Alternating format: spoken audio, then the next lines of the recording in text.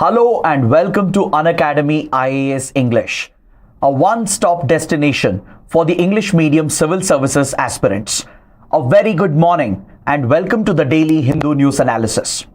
So let's begin today's discussion by first looking at the topics that we are going to discuss. From the Delhi edition of the Hindu, I have chosen 7 important articles. There are 5 articles that require a detailed analysis and 2 small articles which are relevant for the prelims exam. So let's cover these topics comprehensively so that you don't have to go back and read the newspaper again.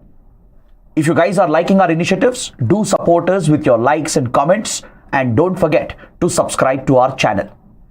And also, before I start the discussion, I would like to remind you that on our official Telegram channel, we conduct a daily quiz after the session ends.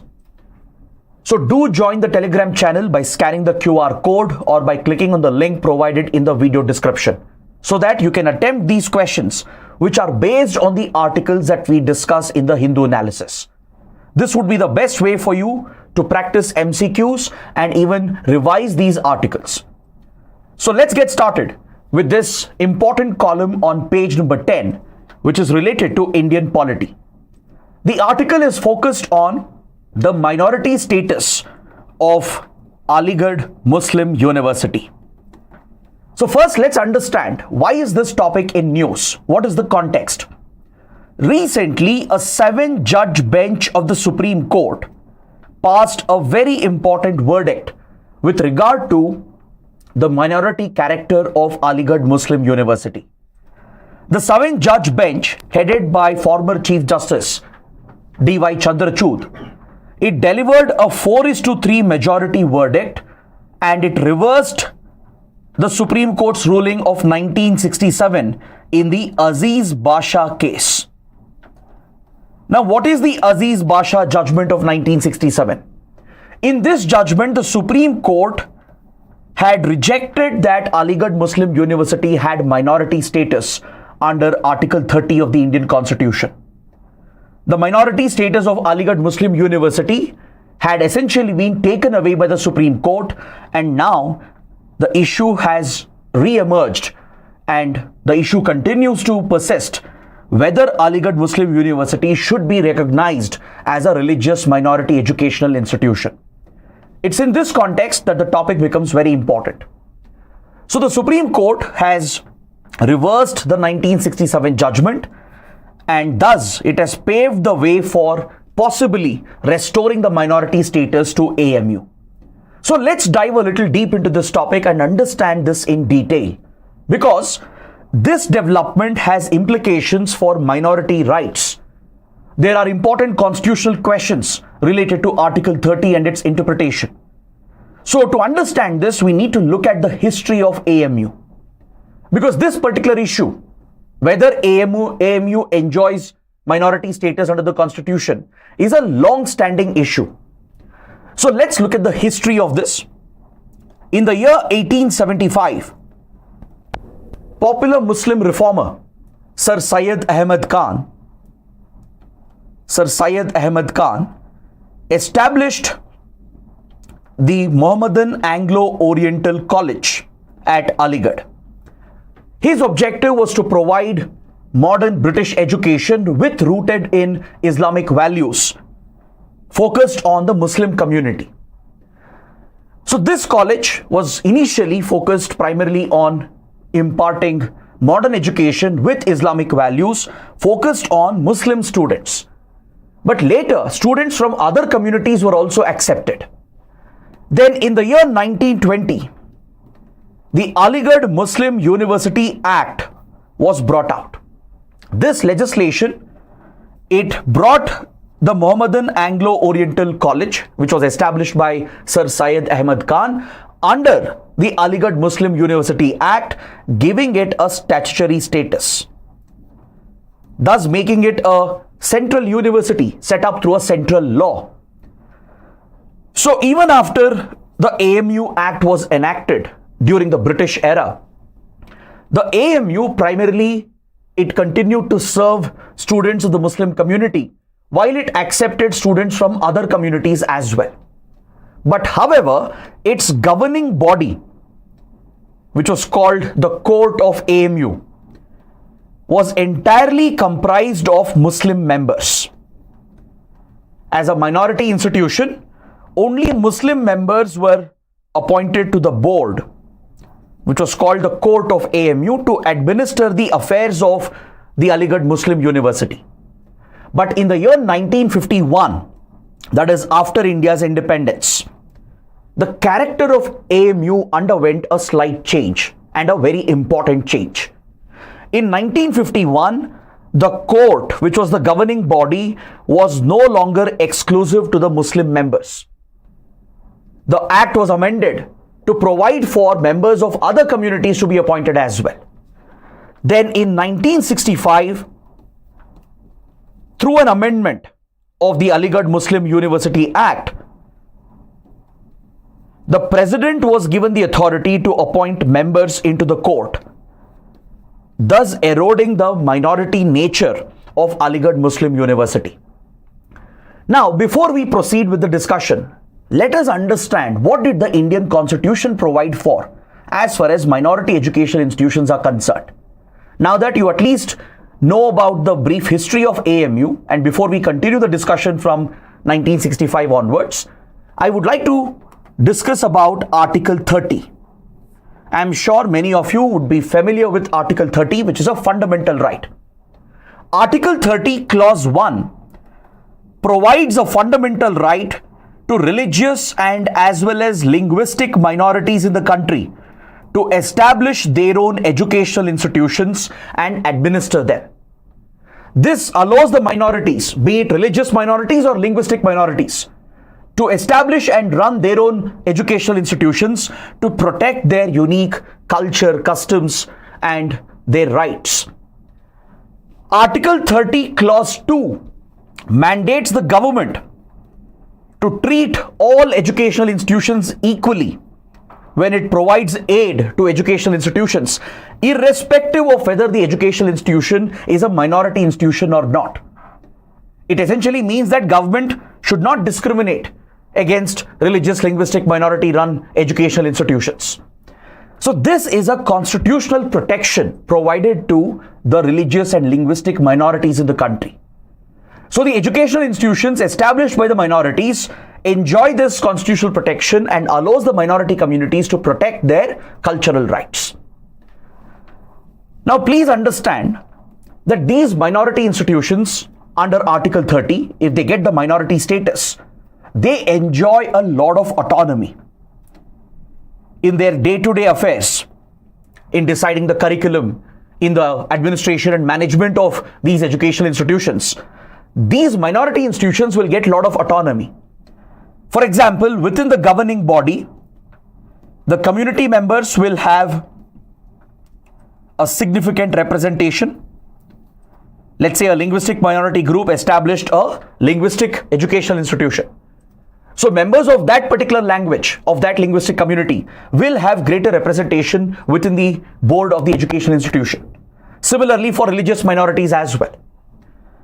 They will also have a lot more flexibility in deciding the curriculum, the course structure, and they can even reserve up to 50% seats for students of that particular community.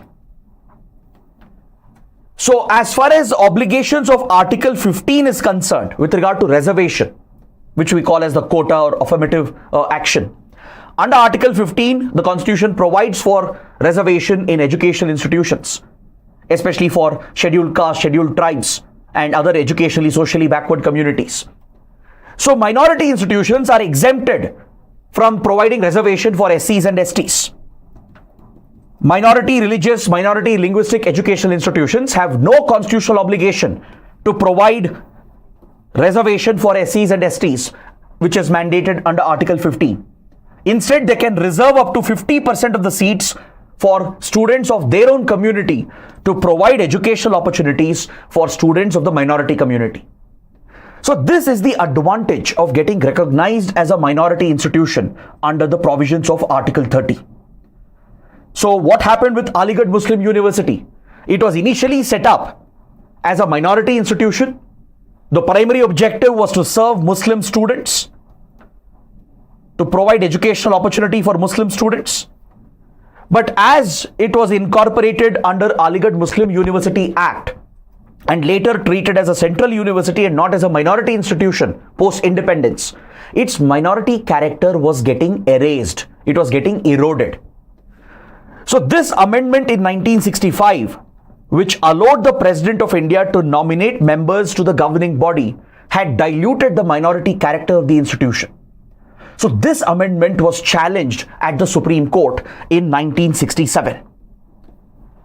In 1967, a challenge came up against this amendment, and it was in this particular case that the Supreme Court took away the minority status of Aligarh Muslim University. And which case was this? It was the Aziz Basha case. In the Aziz Basha judgment of 1967, the Supreme Court had ruled that Aligarh Muslim University is not a minority educational institution, meaning it will not enjoy the constitutional protection under Article 30. Why? Because it was established under the 1920 Act. It was established through a legislation, through a central legislation that was passed in 1920. So by using this as a basis, the Supreme Court had taken away the minority status of Aligarh Muslim University. So this judgment led to protests, especially by the students of the Muslim community. And as a result, in 1981, the Act was again amended. 5/2006, the Allahabad High Court struck down the minority status of AMU again. The minority status was struck down by citing the 1967 judgment in the Aziz Basha case. It even put a hold on the 50% reservation which was proposed in the medical domain for Muslim students. So finally, this matter reached the Supreme Court again. In 2006, the matter was brought up in front of the Supreme Court, challenging the ruling of the Allahabad High Court, which had again struck down the minority status of AMU by citing the 1967 Aziz Basha judgment. So since then, this Supreme Court case has been going on. Initially, it was heard by a 2-judge bench in 2006, which had reserved the 2005 proposal to provide 50% reservation. It had put a stay on providing 50% reservation in medical seats for Muslim students. The case was referred to a higher bench. In 2019, a 5-judge bench headed by then Chief Justice of India, Ranjan Gogoi, looked into the issue and recommended the case to a 7-judge bench. And finally, the case came up in 2024. In 2024, Chief Justice of India D.Y. Chandrachud set up a 7-judge bench which went into the case, and now it has reversed the ruling of 1967. So let's understand what is the significance of this and what was the basis of the Supreme Court's judgment that was delivered recently on November 8th, and what does this mean for the future of AMU?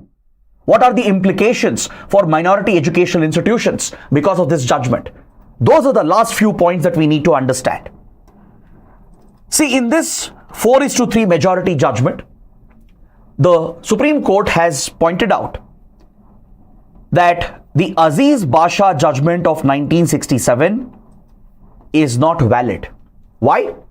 Because if a minority education institution was set up prior to independence, before 1947 or before the Constitution was adopted, and if its primary purpose was to provide education for minority students, then this character of the institution cannot be taken away by a law or by the courts. Now, what did the Supreme Court argue in 1967 when it took away the minority status? The Supreme Court had argued in the Aziz Basha case that AMU, since it was set up through a law, it is not a minority institution and it doesn't deserve the minority status. This was the argument. But Supreme Court has now opined, a 7-judge bench has opined, that if the primary purpose of the institution when it was set up initially if it was to serve the minority students of a religious or a linguistic community, then it deserves the minority status under Article 30. Even if it was set up prior to independence, before the constitution was adopted, even if there is a law providing for its mandate and for its structure, despite this, if the institution was set up with the primary purpose, primary intention of providing education for minority students, then such an institution deems to be given the minority status according to the Supreme Court judgment. So as we discussed in 1875, when Sir Ahmed Khan set up Mohammedan Anglo-Oriental University, the primary purpose was to provide education, modern British education with Islamic roots to Muslim students. So despite the AMU Act of 1920, the minority character of AMU remains according to the Supreme Court, and that cannot be taken away. And thus it has overruled the Aziz Basha judgment of the Supreme Court delivered in 1967. The Supreme Court has also pointed out that there is no need for minority institutions to provide any religious instruction or to have a religious place of worship in order to qualify for the minority status. There is no requirement that the educational institution should have religious instruction being imparted to the minority students. There is no condition that there should be a place of worship of that minority community present within the campus. So the Supreme Court has clearly opined that if the primary intention of the institution was to provide education for minority students, then any such institution deserves the minority status under Article 30. Even if the governing body includes members of other community, because especially when an institution is providing higher education, let's say in the field of medicine, engineering, or architecture, law, you need experts, professionals. So there you can't bring members of the same community, right? So such an institution might have a secular representation from different communities who are part of the governing board. Despite that, if the primary purpose of the institution was to impart education for minority students, then according to the new ruling of the Supreme Court, such institutions will continue, or rather they will essentially have the right to claim minority status under Article 30. So this is the important judgment of the Supreme Court, which has reversed the 1967 Aziz Basha judgment. So now what happens next? Now AMU becomes eligible possibly for minority status. But however, there is again a court process, a judicial process involved. Now this matter moves to a regular bench. Until now it was examined by a constitutional bench. So now the matter moves to a regular bench where the current Chief Justice of India, the new Chief Justice of India, will head a regular bench to examine the minority status of AMU. So the 1967 judgment has been set aside. Now the Supreme Court will decide whether AMU qualifies for the minority status. So this paves the way for AMU to aspire for minority status, which brings constitutional protection. And this would have implication for minority rights and minority welfare and the very interpretation of Article 30. That is why this Supreme Court ruling is very, very important. So please take down a practice question based on this. Discuss the recent interpretation of the Supreme Court on minority educational institutions. This is your practice question. Let's see how many of you can write an answer to this question, and please post your answers in the comment section. Now let's move on to another article. On page number 8, we have an editorial related to caste census or a caste survey. The topic is back in the news because Telangana has announced the start of a caste census as it was promised by the Congress, which is the current ruling party in Telangana, in its election manifesto. So the state of Telangana is beginning a caste census to identify the demographic distribution of different castes in order to identify the most backward communities and classes. Now the topic of caste census or caste survey has been frequently in the news, and it's a controversial topic as well. For example, if you look at Bihar, the Nitish Kumar government recently completed a caste census, and based on the caste census data, it enacted two laws to provide additional reservation for backward classes. But however, the Patna High Court has recently struck down these laws. In the month of June, Patna High Court has struck down these laws that provided for additional reservation for backward classes in Bihar based on the data of the caste census. And even in other states, for example, in Tamil Nadu has been at the forefront of providing reservation for backward classes. And in fact, in the state of Tamil Nadu, overall reservation has already crossed. It has breached the 50% cap laid down by the Supreme Court in the Indra Savni judgment. And Tamil Nadu provides almost up to 69% reservation. In Tamil Nadu as well, there is a demand for a caste census. In fact, Tamil Nadu even extended additional reservation for few backward classes, such as the Vaniyar community, recently in 2021. Tamil Nadu said that there is enough data through a caste survey to justify additional reservation for the Vaniyar community, and based on this, it had extended more reservation. But even this was struck down by the courts. See, when it comes to caste-based reservation, it has always been a controversial topic. Because generally, political parties, the ruling parties, both at center and state, have misused the tool of affirmative action or reservation to create vote banks, to impress certain castes and communities and corner their votes. So given the large-scale misuse of reservation, the Supreme Court has introduced certain guidelines when it comes to providing additional reservation for backward classes, the other backward classes. Apart from the 50% cap, the ceiling limit that was laid down by the Supreme Court through the Indra Savni judgment, the Supreme Court has also mandated that there should be enough empirical data. There should be sufficient data to point out the backwardness of a community, to identify the population size of a community, to identify the poverty levels, the educational, social backwardness of a community.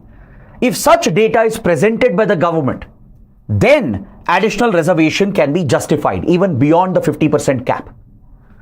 So Tamil Nadu brought out empirical data justifying that Vaniyar community deserved more reservation. But this had been struck down again. Why? Because the Supreme Court had said that just bringing some numerical data is not enough. Just pointing out the population size of the community and their distribution is not alone sufficient. You need solid data and evidence regarding the backwardness of the community. What are the poverty levels? How socially or educationally backward is that community? Based on such empirical evidence, governments can seek to provide additional reservation, not just on the basis of random numerical data collected through a random census. In Maharashtra as well, the topic has started raging in the recent elections. The MVA coalition has promised a caste census in Maharashtra as well, if elected to power. So across India as well, parties are raising the call for a caste census. Even the RSS, that plays a pivotal role in Indian politics and society, has principally expressed support for a caste census. Even though the ruling BJP doesn't support it, there are other parties, the Congress and many other left parties, which have been backing a caste census to bring out caste-based data. So this caste census will not only include data about the population and the distribution of these communities, but it should contain data about the backwardness of the community as well. Only based on that, additional reservation can be provided. So this politicization of caste census, it has led to a presumption that the moment a caste census is done, additional reservation will be provided to communities. So this has created a negative perception with regard to caste census. People have started assuming that if a caste census is done, automatically reservation will be given to certain communities. And this creates a counter pressure from other groups, the general category and other communities, which may be left out from the caste census. So this needs to be addressed according to the editorial. The political parties, the governments have to be more cautious They can't simply use caste census as a political tool to create vote banks by providing reservation for targeted communities. So this perception needs to be addressed, because caste census can actually serve a great purpose, an administrative purpose, to provide targeted welfare programs to certain backward communities, to identify the most backward classes and carry out a targeted intervention to help in their socio-economic upliftment. So caste census is not just about providing additional reservation, but that is how our political parties and governments have twisted the idea of a caste census. In fact, back in 2011, the then UPA government under Manmohan Singh had conducted a socio-economic caste census, but this data has never been made public. The Modi government has refused to bring out this data into the public domain. In Karnataka as well, a similar caste survey was completed, but the data has not been made public by the Karnataka government given the sensitivity of the issue. So what the editorial is suggesting is that political parties at the state level and national level, they should address this wrong perception which has built up because of the politicization of caste census. People have started presuming that caste census will lead to more reservation for certain communities. That need not be the case, because a caste survey is not just about providing more reservation.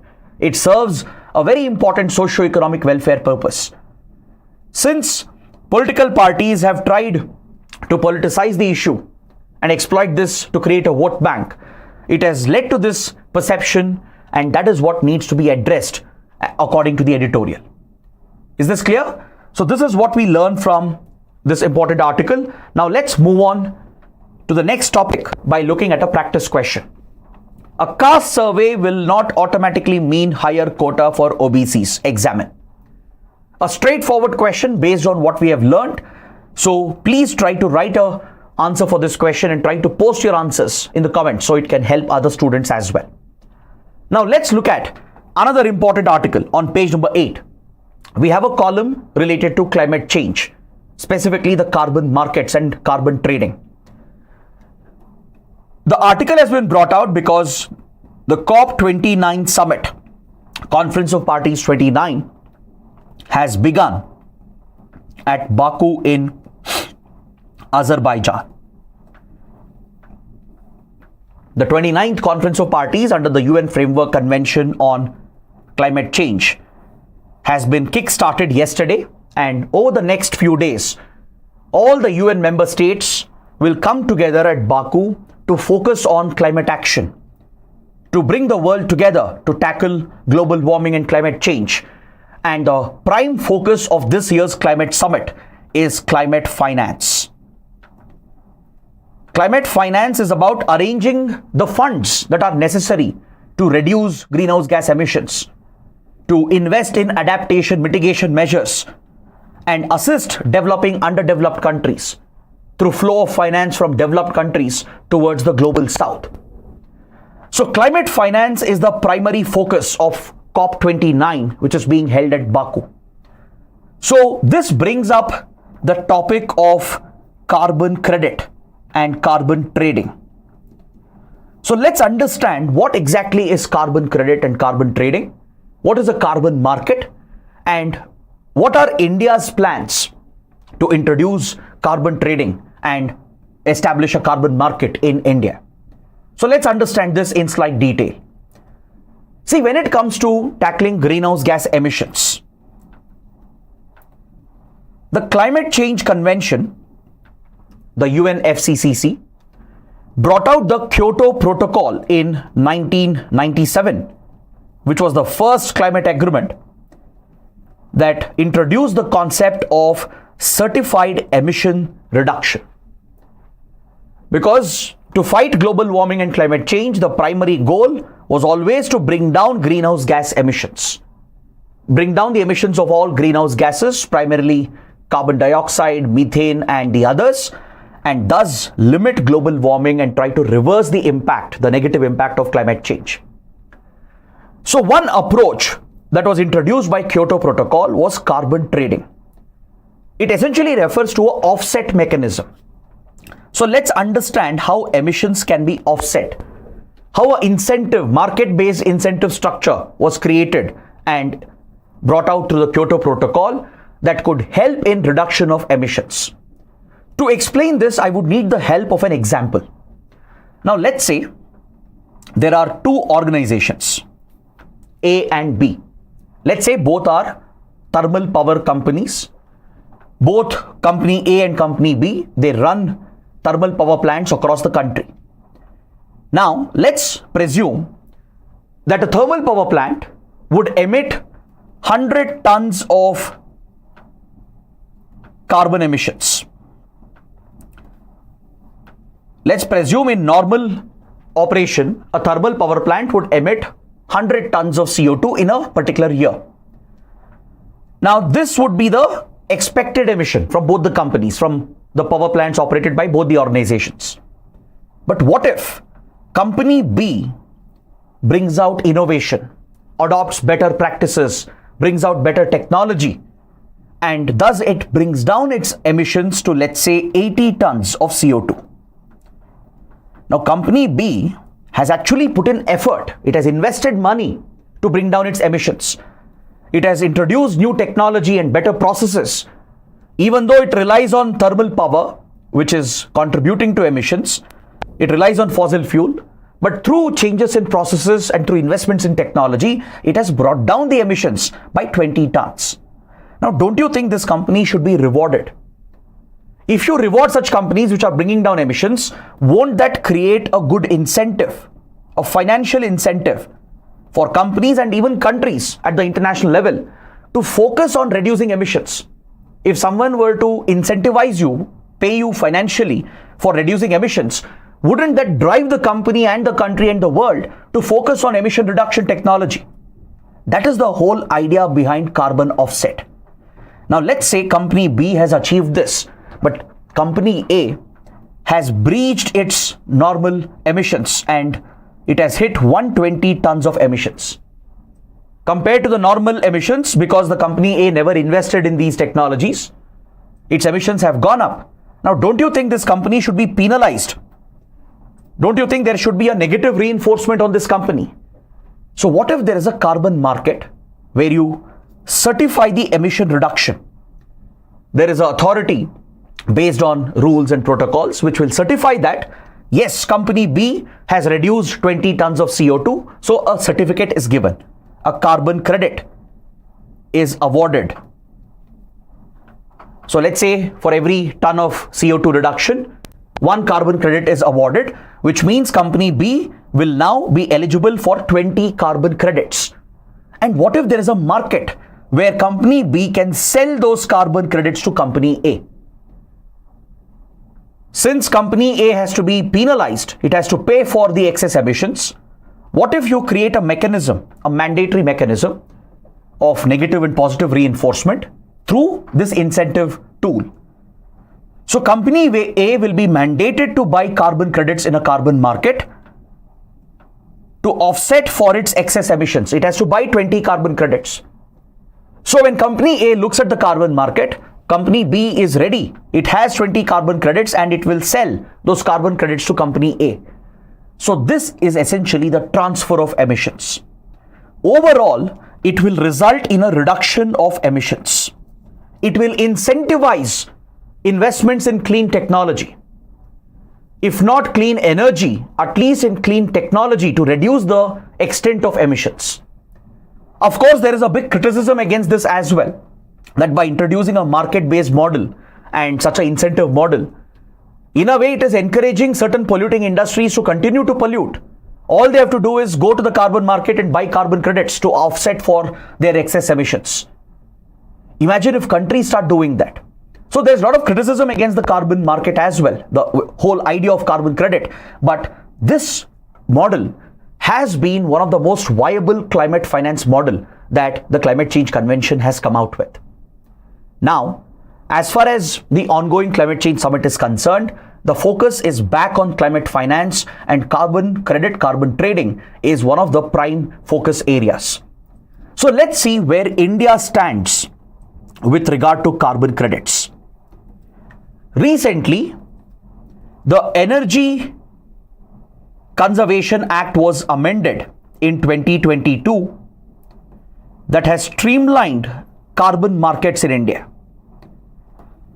Through the Energy Conservation Amendment Act, India has provided for the establishment of a carbon market to create a carbon credit trading scheme so that there could be a reward mechanism for companies which are reducing emissions and a negative incentive for those companies which are breaching their emission targets. So India is in the process of introducing the carbon market and establish a carbon credit trading scheme.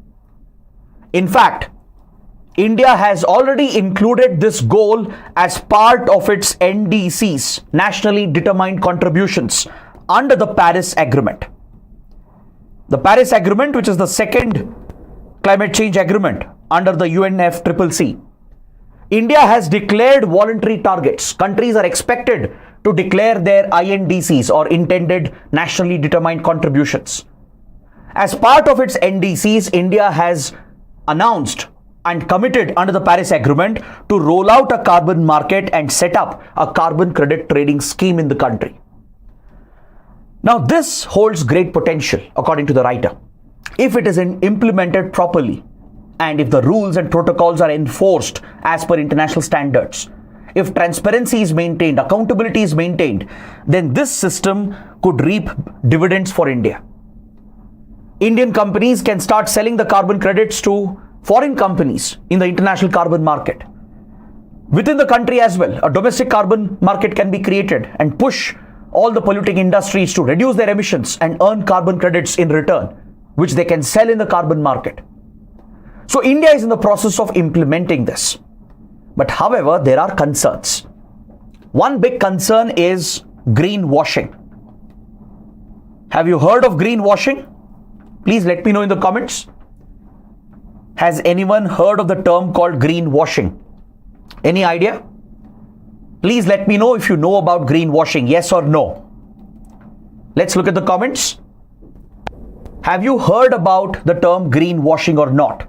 Yes? So can you mention what is it in the comments as well? Can someone mention what is greenwashing in the comments? Of course, I'll explain that, don't worry. Okay, let me give you the explanation. See, greenwashing is a fraud. It's a deceitful tactic of certain companies and organizations to over-exaggerate the environmental impact of a product or to basically undermine the overall negative impact of their product. For example, there could be certain products sold by a company, right? They try to brand it as an environment-friendly product when it is not. They might say it's good for the environment and try to sell it. It is a deceitful tactic where they are trying to deceive the country, the public, the customers. Or they might say that this product did not cause much pollution. They undersell the environmental impact. This is called greenwashing. They are washing their environmental footprint with the green color. Essentially, they're saying the products are good for the environment, or they're saying that it didn't have much of an impact, it didn't cause much pollution, and it didn't affect the environment. This deliberate promotion of their products by branding them as environmental friendly or by branding them as less polluting, right? This deceitful practice of certain organizations is called greenwashing. Now, when there is a financial incentive model to reduce your emissions, what if certain organizations misuse carbon credits? This is very much possible. If there is no proper verification, if there are no independent audits, if there is no transparent process and protocols to measure the reduction in carbon emissions and award carbon credits for genuine companies, there could be many organizations which could misuse the carbon market model, misuse the carbon credits, and earn these carbon credits without actually reducing emissions.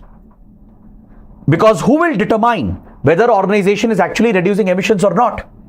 Or what if an organization is double counting the emission reduction? Let's say a power plant reduced 100 tons of emissions and they try to count it twice or thrice to earn more carbon credits because there is a financial incentive for them. So for that, you need a process. You need set protocols. You need international standards to be followed. You need an independent audit.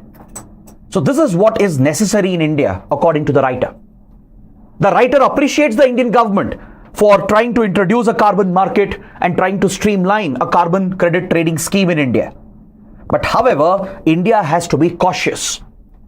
We should ensure there is third-party independent audit of the claims made by companies and organizations regarding their emission reduction.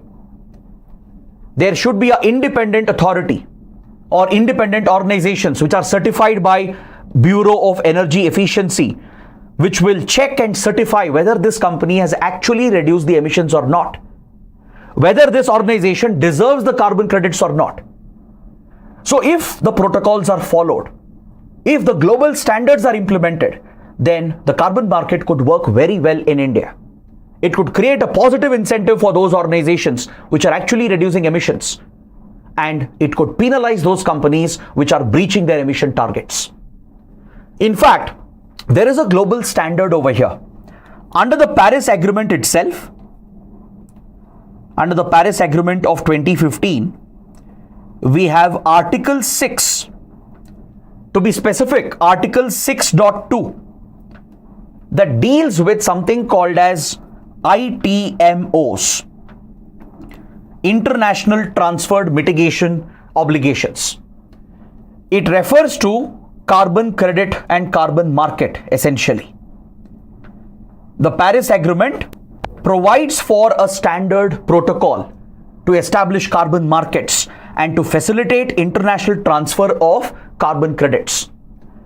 It specifies how these carbon credits, which represent a mitigation effort, how these mitigation obligations can be internationally transferred from one country to another, from one company in one country to another company in another country.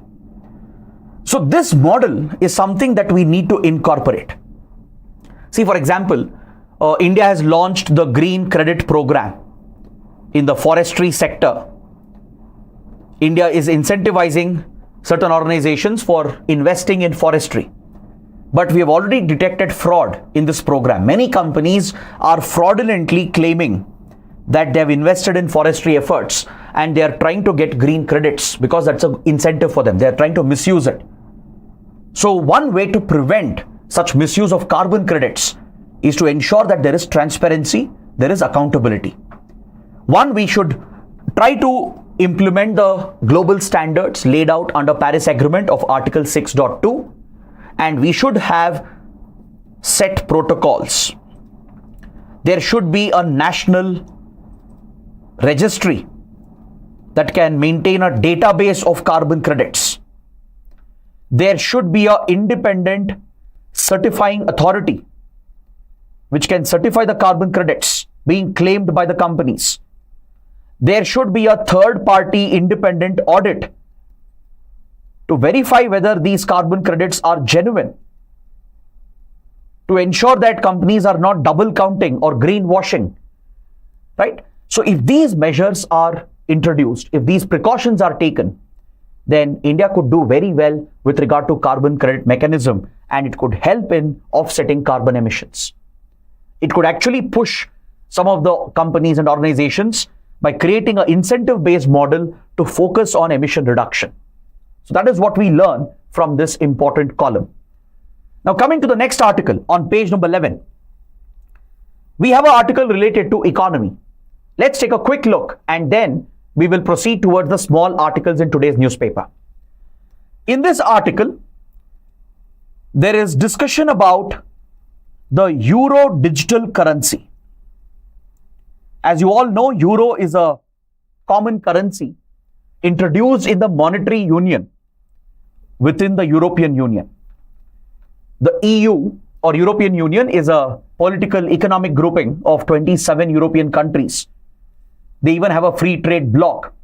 But some of the EU members, they have adopted a common monetary zone. They're part of a common monetary zone and they've adopted a common currency, which is the euro. So this is managed by the European Central Bank, the ECB, which is one of the primary organs of European Union. The ECB determines the monetary policy of the Eurozone countries and manages the liquidity in the Eurozone countries. Now, the ECB has proposed a digital euro. So we need to learn what exactly is a digital euro, what are its benefits, what are its concerns. Because in India as well, our central bank, which is the RBI, the Reserve Bank of India, has recently rolled out a digital rupee. I'm sure you would have learnt about this or you would be aware of this. Now, these digital currencies, they are different from your cryptocurrencies and other cashless payments. Is that clear? Cryptocurrencies have a very different model and structure. Cryptocurrencies are decentralized, built on the blockchain. And cryptocurrencies are not regulated by the central bank. Whereas a digital currency introduced by the central bank will be a centralized currency. It is basically a digital alternative to cash.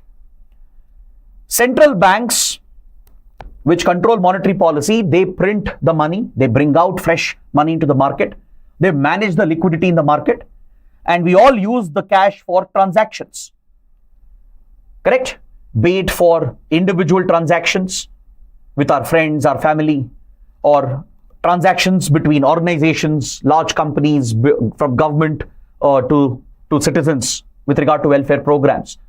All these financial transactions happening in the market, in the economy, are cash-based transactions.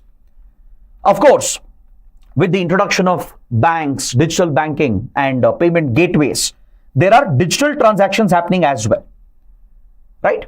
But however, please understand, in the current model, where we have physical currency, your physical bank notes, and the digital net banking transactions which are done, it is entirely regulated through intermediaries, the banks and the payment gateways.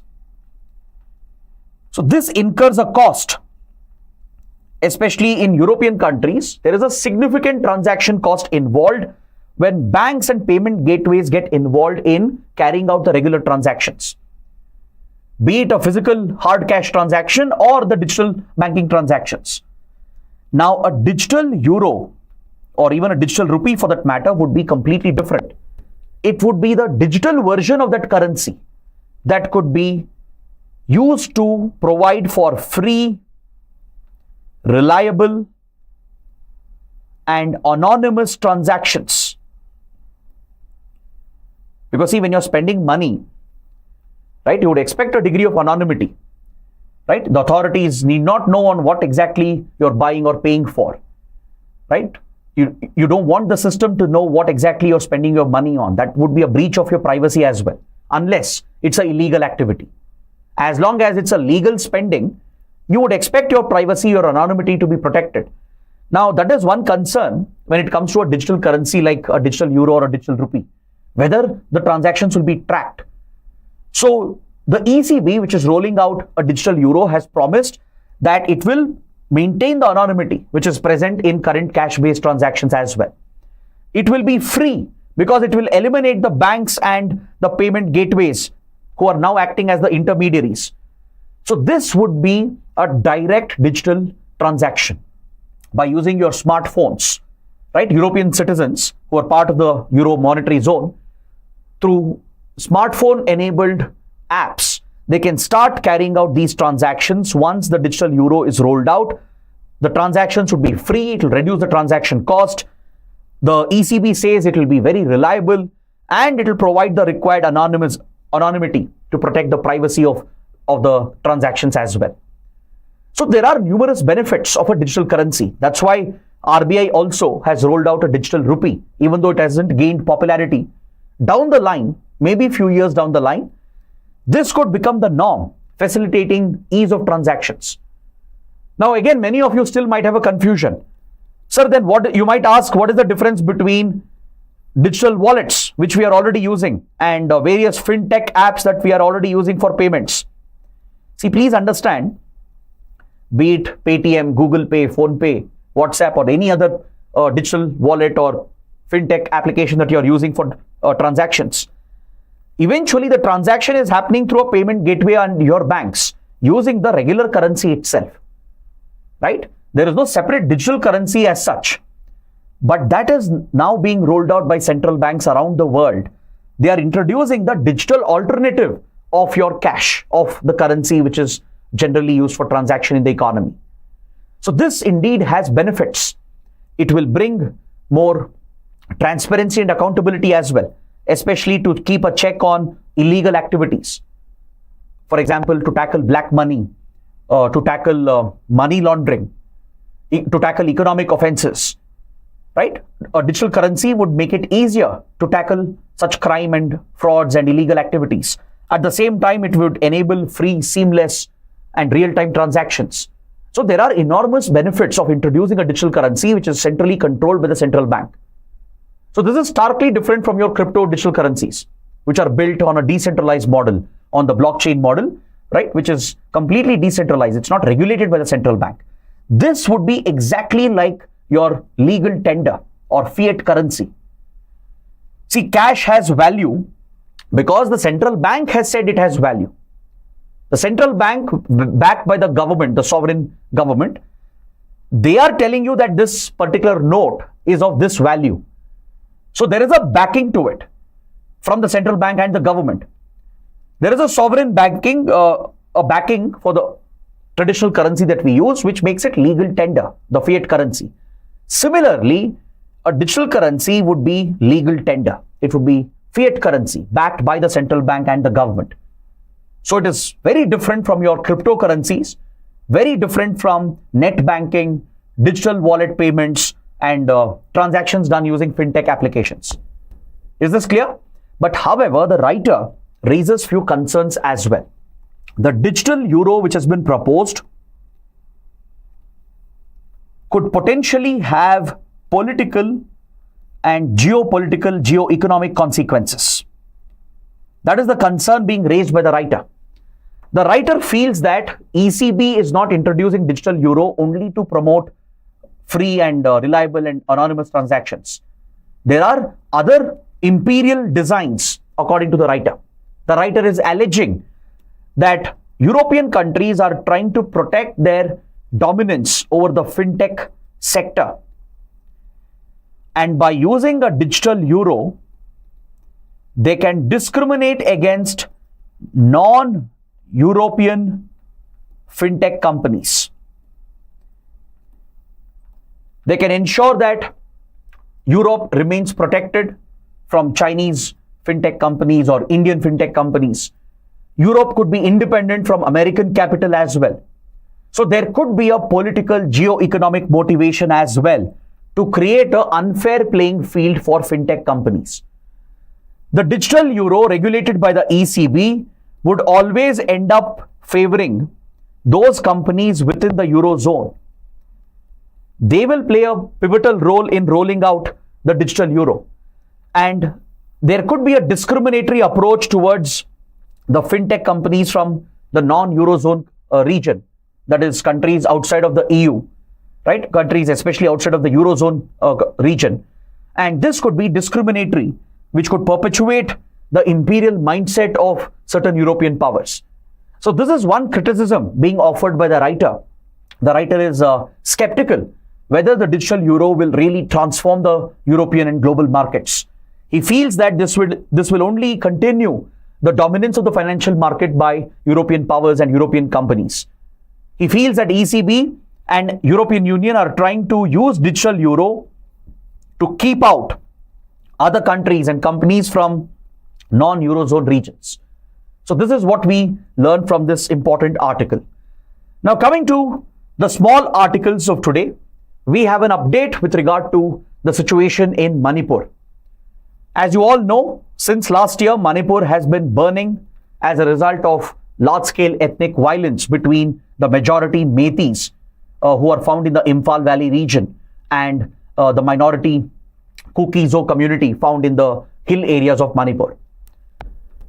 So fresh violence has been reported where CRPF, the Central Reserve Police Force, which is a CAPF, a Central Armed Police Force of the Home Ministry, has carried out an operation after it came under attack by certain militants, and 10 militants have been killed. They have been shot dead by CRPF in a quick retaliation. Essentially, according to reports from the CRPF itself, the CRPF camp was brought under attack by alleged Kuki-Zo militants.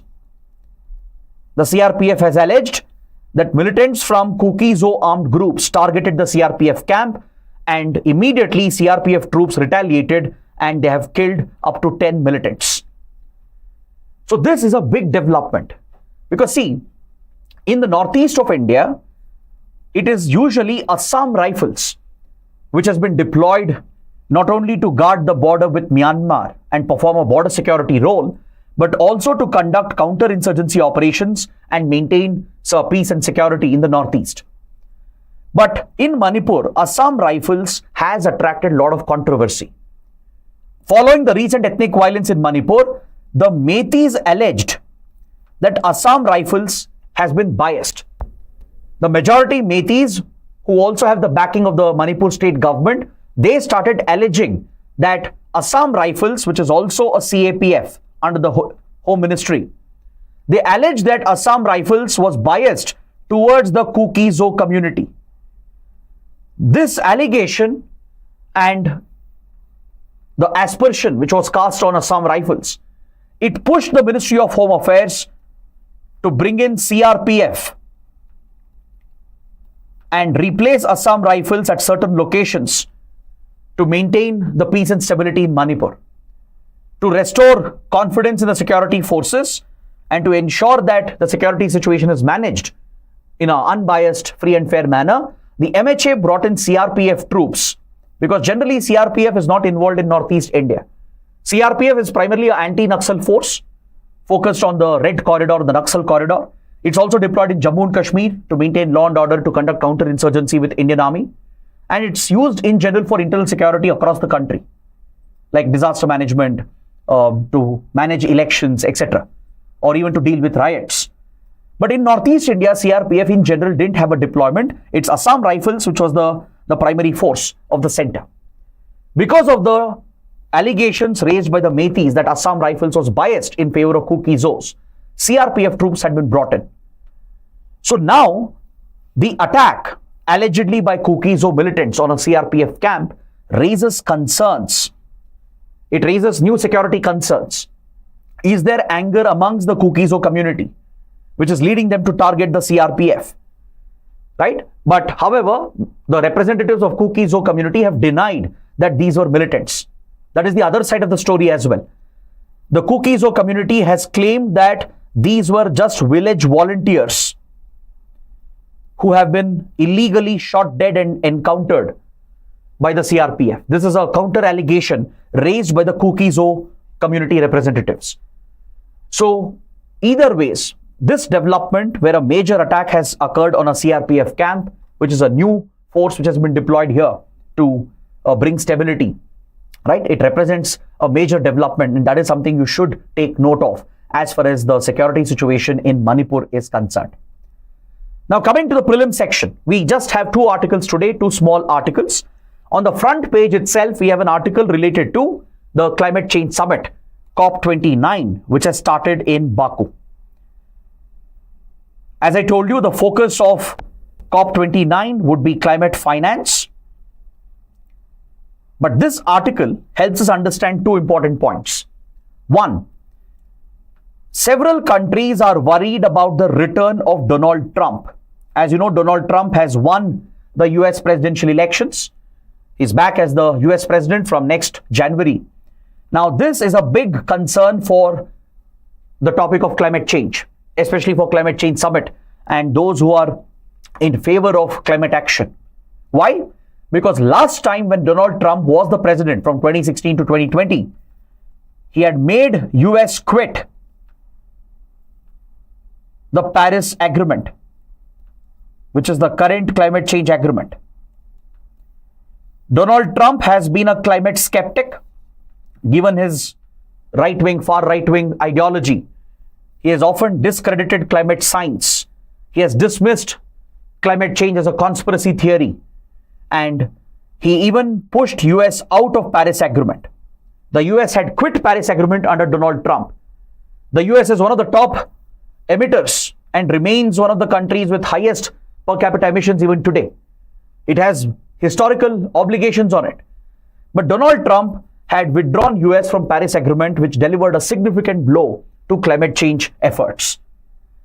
So after Joe Biden came to power, after the Democrats came back to power, Joe Biden had brought US back into Paris Agreement. The US had returned back into Paris Agreement. So now the return of Donald Trump has raised fresh concern, which is whether Donald Trump will again quit Paris Agreement. Whether Donald Trump under his presidency will the US quit Paris Agreement, and this will have serious implications for climate action efforts. The second important point in this article is related to the reports of WMO, World Meteorological Organization. At the start of the climate change summit in Baku, WMO has presented a very alarming, grim picture with regard to global warming. WMO reports and data clearly indicates that we are experiencing the hottest period in recent times. Temperatures across the world have hit record levels. The average temperatures are way above normal. And in fact, this decade, the recent decade that we have passed, has been the hottest decade on record since the Industrial Revolution. We are already approaching the 1.3 degrees Celsius mark as far as the global rise in average temperatures are concerned compared to pre-industrial levels. Under Paris Agreement, the goal is to keep the global rise in temperature to under 1.5 degrees Celsius. So we are almost there. We are almost approaching the breaching mark where we might breach the 1.5 degree mark and we might witness the irreversible impact of climate change. So this brings the WMO into focus. What is WMO? You can get a prelims question based on this. The World Meteorological Organization is a specialized agency of the United Nations. It was established back in 1873, much before the UN was formed, as the International Meteorological Organization. It has been the lead organization at the global level focused on meteorological science, climate science, and as well as oceanic and atmospheric phenomena. So after the UN was established in 1945, it was brought under the UN system as a specialized agency, and it was formally established in 1950 as the WMO, the World Meteorological Organization. So it performs a pivotal role with regard to meteorological science and meteorological studies, which is crucial to understand global warming and climate change. Now, can you find out the important reports published by WMO and mention them in the comments? That's a small homework for you. Please find out the major reports of WMO and mention that in the comments. Coming to the last article, again related to the climate change summit. There is an article in the supplement section, the second supplement page of Science and Tech section, where Hindu has provided a guide to all the climate related jargon, all the technical terms, acronyms which are used with regard to climate change conventions. For example, what is UNFCCC? What is COP? What is NDC? What is carbon credit? Everything has been provided in slight detail. So all these terms are familiar to UPSC aspirants. I've already mentioned and even covered them in the previous discussion that we had. But there is one term which is new. There is a new terminology which is gaining traction, which is the focus of COP29. It is NCQG. Please write this down. You can get a prelims question based on this. I told you that COP29 in Baku is focused on climate finance. Climate finance is the prime focus. So a new concept is being introduced called NCQG. It stands for New Collective Quantified Goal. New Collective Quantified Goal on Climate Finance. So what does that mean? The new collective quantified goal, which is being negotiated at Baku or NCQG, it basically sets an annual finance target, annual funding commitment to be provided to developing countries to assist in their climate efforts. On a year-to-year basis, what should be the climate finance the funds that should flow towards developing countries, towards the global south, to assist in their climate action efforts. This is called NCQG, the Net or New Collective Quantified Goal. NCQG or the New Collective Quantified Goal on Climate Finance. So if countries come to an agreement, there might be an annual target which is set, and these amount of funds will have to flow towards developing countries every year, which will help them in their climate action efforts. So that is NCQG. So with this, I bring my discussion to an end, and you can join my Telegram channel as well for regular updates. And if you guys have liked the session, understood all the topics, do let me know in your comments, and don't forget to press the like button, and let's see you in the next session. Till then, take care. Have a good day.